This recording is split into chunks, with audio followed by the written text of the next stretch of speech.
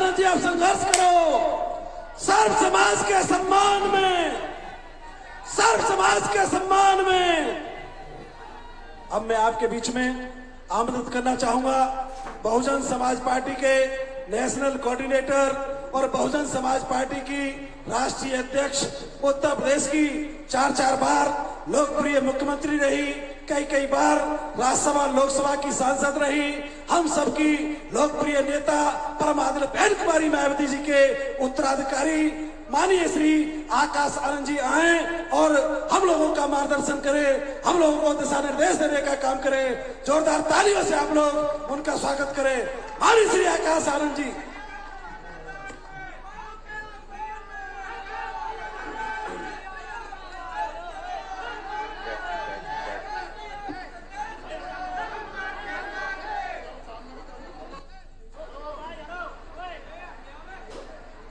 जय भीम। साथियों, मेरा माइक शायद कम देर से शुरू हुआ, तो मैं एक बारी और अपनी पूरी ताकत से जय भीम करता हूं। पर इस बारी वहां पीछे बैठे सभी से दरख्वास्त करूंगा कि आपके वहां से जय भीम यहां तक आना चाहिए। तो जय भीम।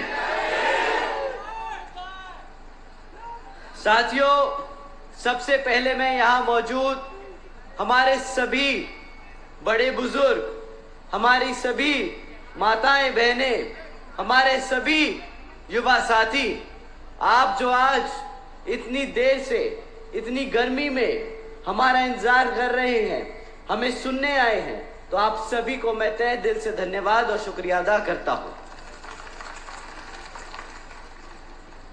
साथियों, आज की ये जनसभा को एक अच्छे तरीके से, एक तौर तरीके से करने के लिए हमारे सभी यहाँ छोटे बड़े पदाधिकारी, कार्यकर्तागण जो आज यहाँ मौजूद हैं, आप सभी का भी मैं तहे दिल से धन्यवाद करता हूँ। साथियों, सबसे पहले मैं अपने सभी संतों, गुरुओं, महापुरुषों को, जिसमें खासकर महात्मा ज्योतिबा फूले, छत्रपति शाहू जी महाराज, नारायण गुरु, पेरियार रामास्वामी जी, बाबा साहब डॉक्टर भीमराव अंबेडकर जी एवं मान्यवर साहब श्री कांशीराम जी को नमन करता हूं। साथ ही साथ मैं यहाँ बहुजन समाज पार्टी की राष्ट्रीय अध्यक्ष व उत्तर प्रदेश की 4 बार मुख्यमंत्री व पूर्व सांसद आदरणीय बहन जी के नाम से लोकप्रिय आदरणीय बहन कुमारी मायावती जी का भी तहे दिल से आभार प्रकट करता हूं, जिन्होंने अपनी पूरी जिंदगी बामसेफ, DS4, BSP के जन्मदाता एवं संस्थापक मान्यवर साहब श्री कांशीराम जी के बताए हुए रास्ते पर चलकर परम पूज्य बाबा साहब डॉक्टर भीमराव अंबेडकर जी के मानवतावादी व आत्मसम्मान एवं स्वाभिमान के मूवमेंट के कारवा को अपने जीवन त्याग, तपस्या व कड़े संघर्ष से जारी रखा और राजनीतिक ऊर्जा देने का काम किया है तथा उत्तर प्रदेश जैसे विशाल व महत्वपूर्ण राज्य में 4 बार अपनी पार्टी BSP के नेतृत्व में सरकार बनाकर खासकर बहुजन समाज के लिए एक ऐसी मिसाल बन गई हैं, जिससे प्रेरणा लेकर करोड़ों लोग यहाँ सामाजिक परिवर्तन व आर्थिक तरक्की के मिशनरी कार्य में जुड़े हुए हैं। इतना ही नहीं, बल्कि मैं खुद भी उनसे प्रभावित होकर इस BSP मूवमेंट से जुड़ चुका हूं और उनके पद चिन्हों पर चलकर उस मिशनरी दायित्व, कर्तव्य व फर्ज को पूरा तहे दिल से निभाने की कोशिश करूंगा, जिसके लिए बहुजन समाज के मसीहा परम पूज्य बाबा साहब डॉक्टर भीमराव अंबेडकर जी आजीवन कड़ा संघर्ष करते रहे। साथियों, जैसा कि आपको मालूम है कि लोकसभा के आम चुनाव अभी चल रहे हैं और आप जैसे कि आज यहाँ बीएसपी की जनसभा में इतनी बड़ी संख्या में उमड़े बाहर निकल के आए हैं, हमें सुनने आए हैं, ऐसे ही और भी विपक्षी पार्टियां आप लोगों को अपनी अपनी मीटिंगों में बुलाने का काम करेंगी। परंतु मैं और विपक्षी पार्टियों के बारे में बात करने से पहले हमारे बीच में जो बहरूपीय दुश्मन हमारे बीच में रहकर हमारे पार्टी को कमजोर करने का काम कर रहे हैं, मैं आपको उनसे सावधान और उनको पहचानने के लिए आपके लिए उनके बारे में 2 शब्द रखना चाहूंगा। साथियों, जैसा कि आप जानते हैं, विपक्षी पार्टियां साम दाम दंड भेद किसी भी हद तक गिरकर हमारे कैडर हमारे मूवमेंट को कमजोर करने के लिए किसी भी स्तर तक गिरकर हमारे लोगों को गुमराह करने का काम कर सकती है। परंतु ये विपक्षी पार्टियां इतनी मजबूत नहीं कि हमारे समाज के लोगों पर सामने से आकर वार करें। ये उस टाइप के दुश्मन हैं जो हमारे लोगों के बीच में घुसकर एक बहरूपीय की तरह हमारे को अंदर से कमजोर करने का काम कर रहे हैं। तो साथियों, इन बहरूपियों को कैसे पहचानेंगे आप? कैसे पहचानेंगे ये बहरूपीय आपके असली दुश्मन हैं? क्योंकि साथियों, ये आपके बीच में रहकर आपके हकों की बात करेंगे, ये भी नीला पटका पहनेंगे, ये भी जय भीम के नारे लगाएंगे। परंतु साथियों, ये वहां पकड़े जाएंगे जब ये आपके हकों की बात कर कर आपके नेता की कमियां निकालना शुरू करते हैं। आपका असली नेता कौन? साथियों बताइए, आपके असली नेता कौन है? भाई साहब थोड़ा तेज बोलिए, दुश्मन के कानों में डर बैठना चाहिए, दिल में डर बैठना चाहिए नाम सुनकर। बताइए आपकी नेता कौन है? आदरणीय बहन कुमारी मायावती जी। साथियों, जब आपके नेता की बात आएगी तो ये बोलेंगे कि भैया वो नेताजी की उम्र हो गई है, अब हम बनेंगे नेता। ये बहरूपीय पहले तो अपने आप को नेता बताएंगे, उसके बाद आपको भटकाने की कोशिश करेंगे, फिर बोलेंगे कि देखिए बहुजन समाज पार्टी तो खतरे में है, हमें अपना vote Congress, BJP, Samajwadi party जैसे लोगों के पार्टियों में डालने की जरूरत है।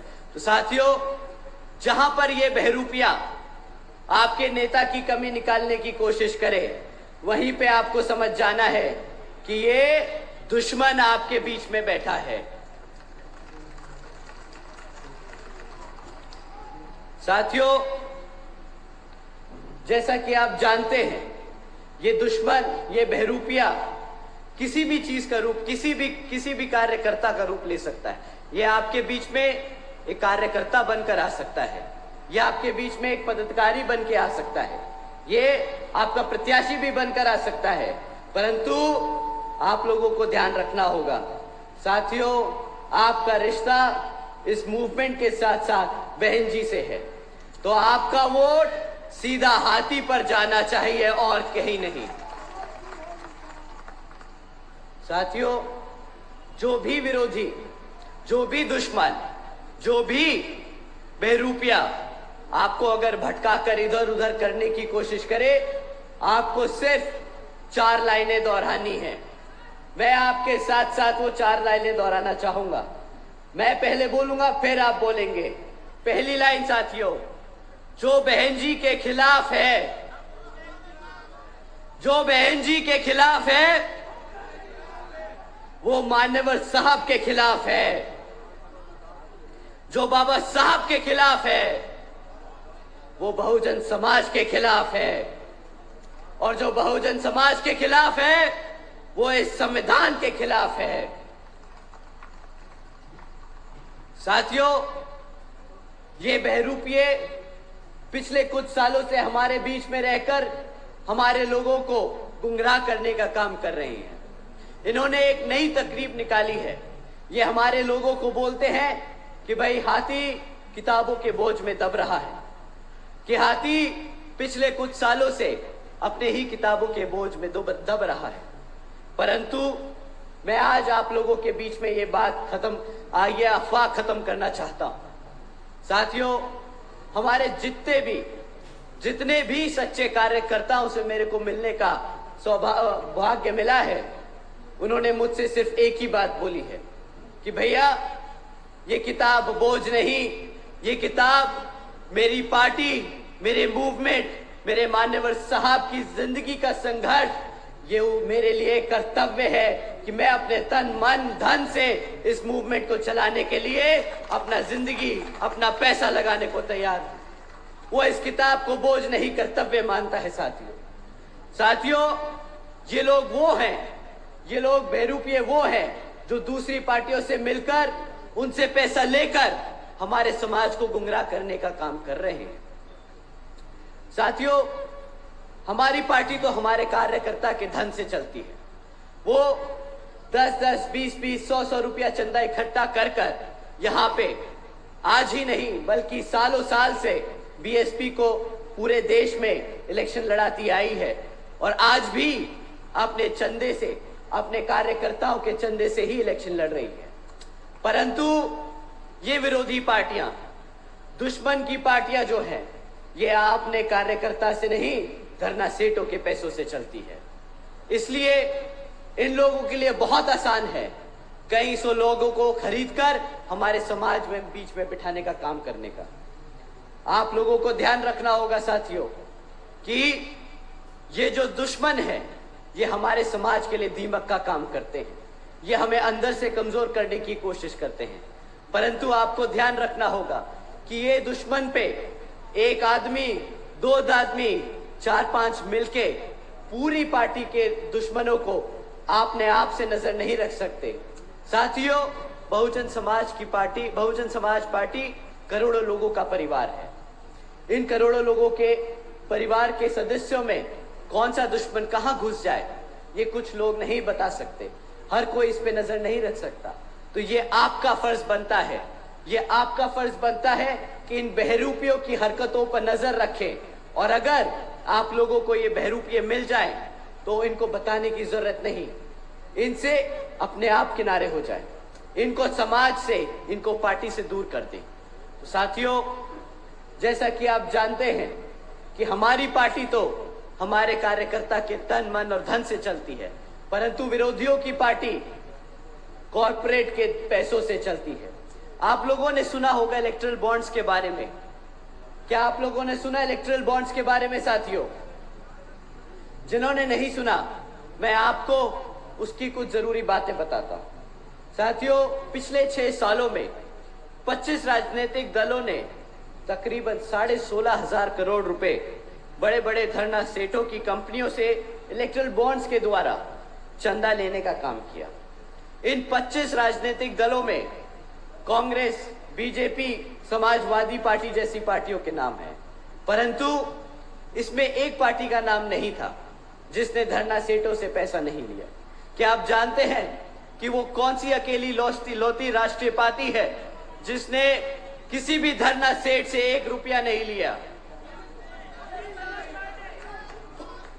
एक बारी थोड़ी तेज से बोलिए, दिल्ली तक आवाज जानी चाहिए कि ये पार्टी किसके पैसे पे चलती है। बहुजन समाज पार्टी साथियों, बहुजन समाज पार्टी जिसने 1 रुपया भी किसी कॉर्पोरेट, किसी धरना सेठ से नहीं लिया। साथियों, दूसरी तरफ कांग्रेस, बीजेपी, समाजवादी पार्टियों का नाम निकल के आया जिन्होंने कईयों हजार करोड़ रुपए अपने धरना सेठों से लिए। तो साथियों, ये जो बहरूपिये, ये जो दुश्मन हमारे बीच में बैठे हैं और वकालत करते हैं कि पार्टी पर किताब का बोझ बढ़ रहा है, तो उन्हें बताइएगा कि ये किताब का बोझ नहीं, ये कर्तव्य है, और हमारे पास कोई धरना सेठ नहीं, हमारे पास हमारा कार्यकर्ता है। तो साथियों, इन्हीं कुछ जरूरी बातों के साथ मैं आपसे, आपके बीच में पिछले 10 साल से चल रही भाजपा की केंद्र सरकार के बारे में कुछ जरूरी मुद्दे आपके बीच में रखना चाहूंगा। साथियों, जैसा कि आप जानते हैं, वो पिछले 10 साल से सत्ता में आसीन है और अब वो फिर से आप लोगों के बीच में आकर वोट मांगने का काम करेंगे। परंतु इस बारी वोट डालने से पहले आप उनसे जरूर एक सवाल कीजिएगा कि भाई, जब इस भारत की जनता ने तुम्हें 10 साल पहले केंद्र की सरकार में आसीन कराया था, तो उसके 10 साल बाद तुमने हमारे समाज के लिए क्या काम किया है। साथियों, आपको उनसे 3 मुद्दों पे सवाल करने: शिक्षा, सुरक्षा और रोजगार के बारे में। साथियों, जहां तक रही बात शिक्षा की, पिछले 10 सालों में ये मेरे से ज्यादा बेहतर आप समझते होंगे कि आए दिन यहां पर पेपर लीकों की खबरें आती हैं। बताइए साथियों कि यहां पे मेरे कितने युवा साथी हैं जो इन सरकारी नौकरी के एंट्रेंस एग्जाम्स में अपना पेपर देने जाते हैं और हर दूसरे तीसरे दिन उन्हें पता चलता है कि वो पेपर लीक हो गया। बताइए साथियों, अगर आपका पेपर लीक होता है तो सरकार को बहाना मिल जाता है वो नौकरियां रद्द करने का। मिल जाता है कि नहीं मिल जाता है? बताइए। जब उन्हें नौकरी नहीं देनी होती तो वो पेपर लीक करते हैं। साथियों, खैर, नौकरी ना देने का मुद्दा तो बहुत बड़ा है। अभी शिक्षा की बात करते हैं। क्या आप जानते हैं साथियों कि सरकारी सर्वे बताता है कि आज सरकारी स्कूल्स में 8वीं कक्षा के आधे से ज्यादा बच्चे ना अंग्रेजी बोल पाते हैं, ना अंग्रेजी पढ़ पाते हैं, ना उनसे बेसिक मैथ्स हो पाती है। एक तरफ प्रधानमंत्री जी पूरी दुनिया में ढिंडोरा पीटते हैं कि हमारे यहां डिजिटल इंडिया है, परंतु हकीकत तो यह है साथियों कि डिजिटल इंडिया के नाम पर 65% से ज्यादा स्कूल, आज 65% से ज्यादा स्कूलों में एक कंप्यूटर तक की फैसिलिटी नहीं है। जहां पर बच्चों को पढ़ाने लिखाने के लिए टीचर्स नहीं है, जहां पर डिजिटल इंडिया के नाम पर स्कूल्स में कंप्यूटर नहीं है, तो वहां पर कहां से बढ़ेगा इंडिया, कहां से पढ़ेगा इंडिया। साथियों, रही बात दूसरा सबसे इंपॉर्टेंट मुद्दे की, वो है रोजगार की। हमारे यहाँ पे कितने युवा साथी हैं जो आज पिछले कई सालों से बेरोजगार घूम रहे हैं? एक बार हाथ उठाकर बताइए साथियों। आधा पंडाल अपना हाथ उठाए खड़ा है। साथियों, ये यहाँ का नहीं, पूरे देश का हाल है। बीजेपी की सरकार चलते हुए आज 3 में से 1 ग्रेजुएट युवा बेरोजगार घूम रहा है। साथियों, आप जानते हैं बेरोजगारी एक ऑप्शन नहीं है, ये किसी सरकार की मजबूरी नहीं है कि अपने युवा को बेरोजगार रखे। ये उसकी मन की बात है जो वो हमें मुंह से नहीं बता रहा है, ये हमें समझने की जरूरत है। साथियों, कोई भी सरकार अगर चाहे तो अपने यहां पर लाखों नौकरियां दे सकती है, और इस सरकार के पास भी पिछले 10 साल से 10 लाख की बैकलॉग नौकरियां हैं जो खाली पड़ी हैं। आज तक इन्होंने भरने की कोई कोशिश नहीं करी। साथियों, ये वही सरकार है जिसने 2014 में आप सभी को वादा किया था कि हर साल 2 करोड़ नौकरी देने का, परंतु आज भी वो 2 करोड़ नौकरियां तो दूर की बात है, जो पिछले 10 साल से 10 लाख नौकरियां बैकलॉग की खाली है, वो भी भरने का इन्होंने कोई प्रयास नहीं किया है। साथियों, आए दिन इनकी सरकार चलते हुए हमें नई हेडलाइंस देखने को मिलती हैं। इनमें से एक बहुत जरूरी हेडलाइन है जो मैं आपके सामने रखना चाहूंगा। साथियों, एक न्यूज़पेपर में हेडलाइन थी जिसमें लिखा कि 90,000 से ज्यादा पीएचडी स्कॉलर्स, इंजीनियर्स और ग्रेजुएट्स ने क्लास 4 की नौकरी के लिए, सरकारी नौकरी के लिए अप्लाई किया। आप सब तो जानते होंगे कि क्लास 4 की नौकरी के लिए क्या क्वालिफिकेशन लगती होगी। 10वीं 12वीं पास। जिस जॉब के लिए अगर 10वीं पास का सर्टिफिकेट चाहिए, वहां पे अगर पीएचडी स्कॉलर्स अप्लाई करेंगे तो कहां से मिलेगी नौकरी? साथियों, जब आपके बच्चों को पढ़ाएंगे नहीं, जब आपके बच्चों को रोजगार नहीं देंगे, तो ये आपका पेट कैसे भरेंगे? ये आपका ध्यान कैसे भटकाएंगे? इन्होंने एक नई स्कीम निकाली है, इन्होंने निकाली फ्री राशन की स्कीम। अब आप बताइए साथियों, क्या 2014 में इस भारत की जनता ने इन्हें सत्ता में इसलिए डाला था कि ये 10 साल बाद हमारे सभी लोगों को, हमारे सभी समाज के लोगों को मुफ्त में राशन पे लाके खड़ा कर दे। क्या हमारा समाज इतना काबिल नहीं कि वो अपने आप मेहनत करके 2 वक्त की रोटी कमाकर अपने माँ बाप को एक इज्जतदार जिंदगी देने का काम कर सकता है? बताइए साथियों। परंतु ये लोगों ने हमें उस लायक तक नहीं समझा। इन्होंने हमारा ध्यान भटकाने के लिए बोला कि हम मुफ्त में राशन देंगे, और बड़े सीना चौड़ के बोलते हैं कि हमने, भारतीय जनता पार्टी ने पिछले 5 सालों में 80 करोड़ से ज्यादा जनता को मुफ्त में राशन देने का काम किया। परंतु इनसे कोई पूछे कि अगर तुम्हें 80 करोड़ जनता को मुफ्त में राशन देने की जरूरत पड़ी है, तो मतलब भारत की आधी से ज्यादा जनता गरीबी रेखा से नीचे खड़ी है। साथियों, भारत की आधी से ज्यादा जनता आज बेरोजगार है, गरीबी रेखा से नीचे है, और इसकी भी कीमत हमारा गरीब भाई दे रहा है। इसकी भी कीमत ये सरकार अपनी जेब से निकाल कर नहीं, बल्कि विदेशी सरकारों से कर्जा लेकर यहाँ पे हमारे बुजुर्गों को, हमारे युवाओं को खाना देने का काम कर रही है। इस फ्री राशन स्कीम की कीमत साथियों 2 लाख करोड़ रुपए है।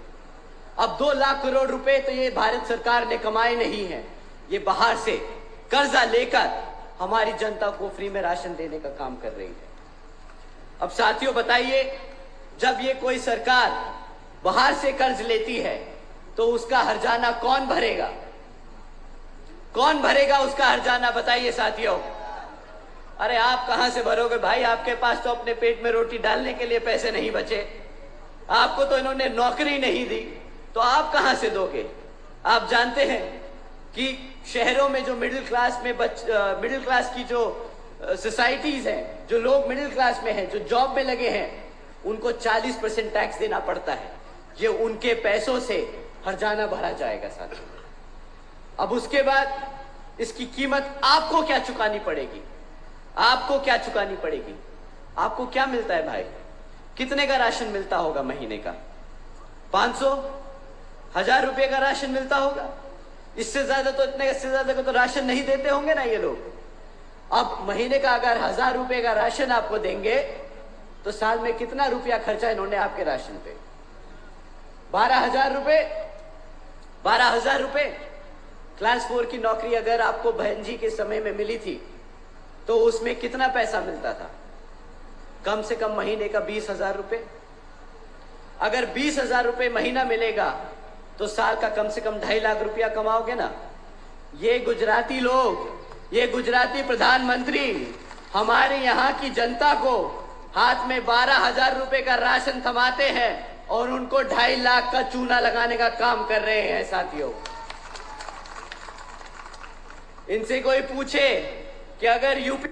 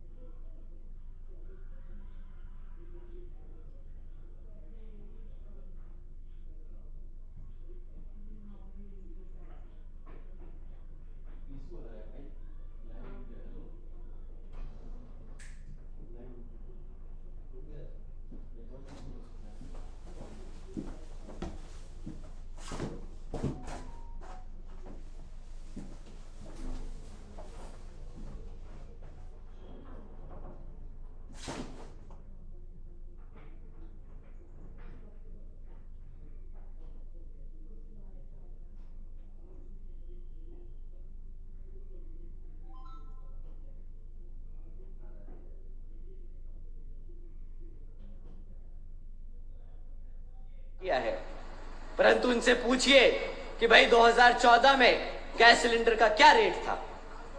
400 रुपया। आज आपको वो गैस सिलेंडर कितने का मिलता है? 1100 रुपए पार कर चुका है ना गैस सिलेंडर। भाई साहब, ये आपसे गैस सिलेंडर और पेट्रोल की बात नहीं करेंगे, ये बात करेंगे हमने राम मंदिर बनाया, हमने बुलडोजर की सरकार चलाई है। पर हमारी जनता के जो मुद्दे हैं वो ये बात नहीं करेंगे।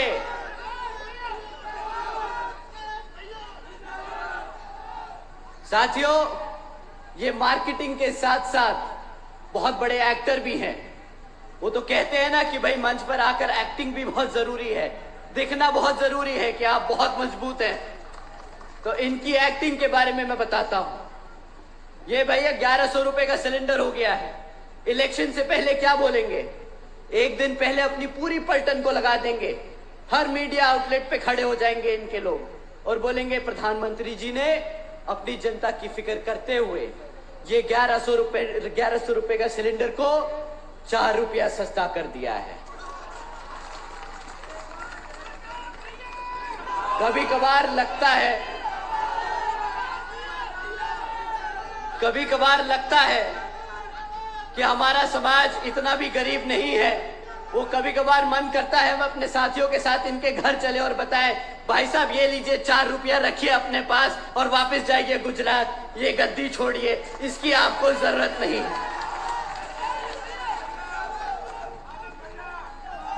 साथियों, इसी तरह यहां राज्य की सरकार भाजपा चला रही है और ये यहाँ पे जो हमारे मुख्यमंत्री जी हैं वो भी बहुत ज्यादा एक्टिव रहते हैं ये बताने में कि उनके यहाँ पर प्रदेश में कितना अच्छा लॉ एंड ऑर्डर है। परंतु बेचारे चुपके से एक ऑर्डर पास करते हैं शाम को 8 बजे। शाम को 8 बजे एक ऑर्डर पास करते हैं कि भाई कल से लड़कियां यहाँ पर कोई भी प्राइवेट ट्यूशन नहीं लेगी शाम को 8 बजे के बाद, क्योंकि वो गारंटी नहीं ले सकते उनकी सुरक्षा की। अब जब ऐसे ऑर्डर पास करेंगे तो कहां से हम माने कि भैया आपके प्रदेश में लॉ एंड ऑर्डर बहुत बहुत चुस्त और तंदुरुस्त चल रहा है। ये वो ऐसे मुख्यमंत्री जी हैं जो बहुत गर्व से बोलते हैं कि मेरी बुलडोजर की सरकार है, पर हकीकत तो ये है कि उस बुलडोजर से इन्होंने हमारे सभी साथियों के घर तोड़ने का काम किया है। यहाँ पे मेरे बैठे सभी गरीब साथी बता दीजिए, क्या उसी बुलडोजर से आपकी छत उखाड़ने का काम किया कि नहीं किया इन्होंने? साथियों, बुलडोजर तो बहन जी की सरकार में भी चला था, परंतु वो अपने गरीब लोगों का घर उजाड़ने के लिए नहीं, बल्कि गुंडों और माफियाओं के अवैध धंधे खत्म करने के लिए चलाए गए थे। साथियों, इन लोगों के पास ज्यादा कुछ आप लोगों को बताने को नहीं होगा और अगर मैं इनकी विफलताएं गिनवाता रहूं तो यहां पे समय कम पड़ जाएगा।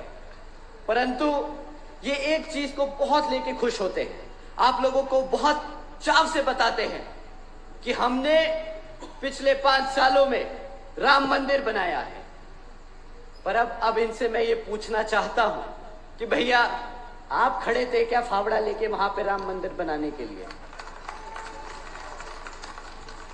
राम मंदिर सुप्रीम कोर्ट के ऑर्डर पे बना है, आपकी वजह से नहीं, सुप्रीम कोर्ट की वजह से बना है। और नहीं आपने उसमें कोई पैसा डाला, वो पैसा भी यहाँ की जनता ने दिया है वो राम मंदिर बनाने के लिए।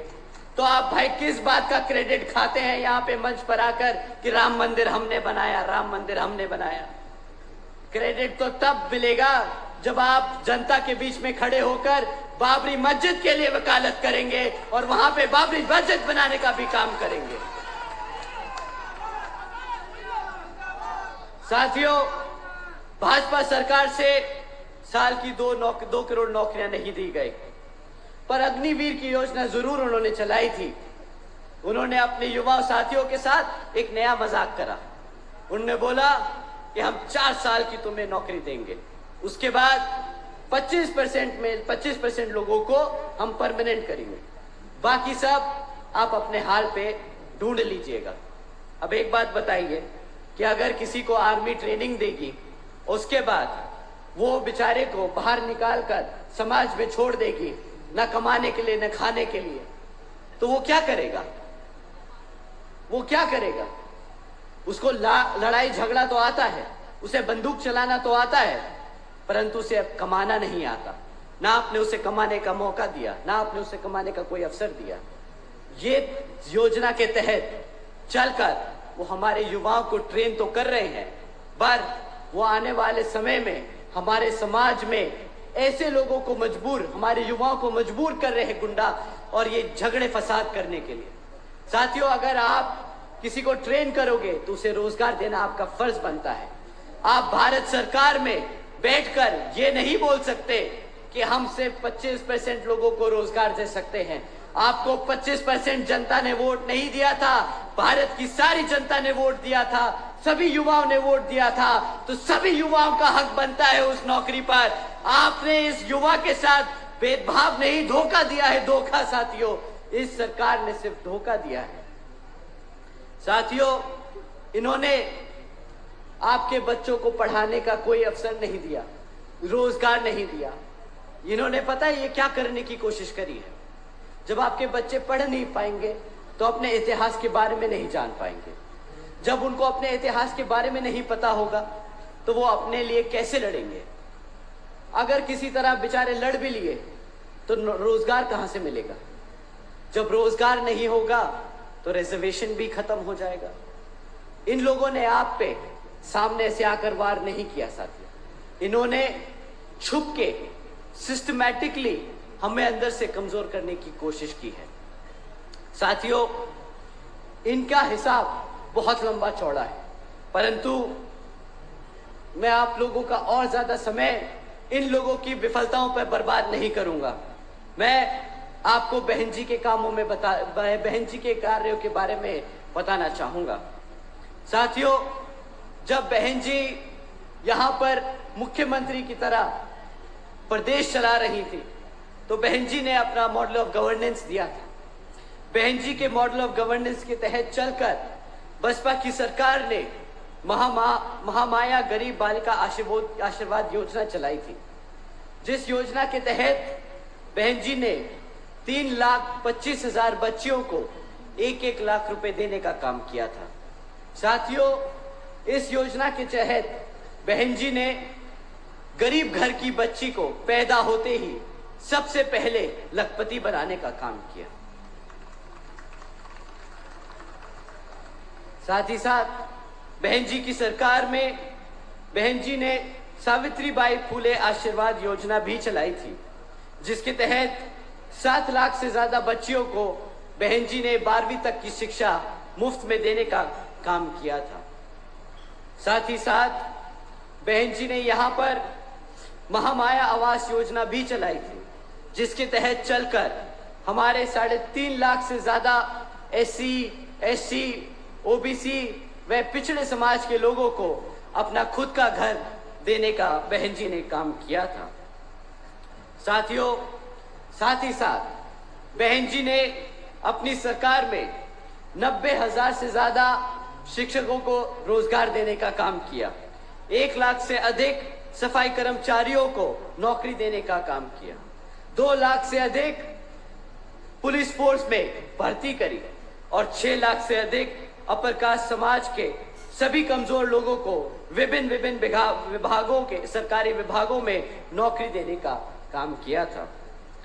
साथियों, बहन जी ने जिस तरीके से अपने शासनकाल में इतने अनेकों काम किए हैं, उसी तरह अगर आप यहाँ पर अपने प्रत्याशी को पार्लियामेंट में भेजकर बहन जी को प्रधानमंत्री बनाने का काम करेंगे तो बहन जी यहाँ नहीं बल्कि पूरे देश में ऐसी योजनाएं चलाकर अपने सभी पिछड़े समाज, अपने सभी दबे कुचले पिछड़े समाज के साथियों को अपने पैरों पर खड़ा कर एक उज्जवल भविष्य देने की पूरी कोशिश करेंगी।